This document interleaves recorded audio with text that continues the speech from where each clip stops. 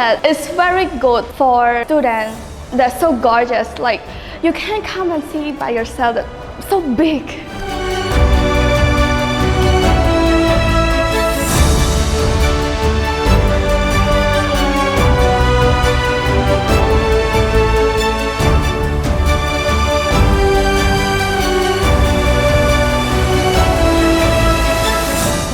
Aii Sen Sok សាខាទី 17 និងទី 18 នៅលើដី3ហិកតាដែលធំជាងគេមានហេដ្ឋារចនាសម្ព័ន្ធគ្រប់មុខទាំងអស់ដើម្បីបម្រើទៅដល់យុវជនយើងមិនឲ្យចាញ់ប្រៀបអ្នកជិតខាងយើងទេសាលាដែលធូរថ្លៃគុណភាពគឺថាអស្ចារ្យបំផុតនិងបន្តលេខ1ជានិច្ច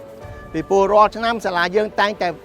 ប្រឡងជាប់បន្ទុកខ្ពស់ដោយសារមានបរិយាកាសល្អមានផាសុខភាពមានហេដ្ឋារចនាសម្ព័ន្ធមានគុណភាពមានគ្រូដែលមានក្រមសីលធម៌ហើយមានវិជ្ជាជីវៈគរុកោសលច្បាស់លាស់ដូច្នេះហើយខ្ញុំជឿជាក់ថាសាលានេះនឹងជាគំរូមួយដ៏អស្ចារ្យសម្រាប់ប្រទេសជាតិយើងតំណាងឲ្យប្រទេសជាតិយើងជាផ្លូវការថានេះសាលាស្រុកខ្មែរក៏មិនចាញ់ប្រទេសគេដែរបាទ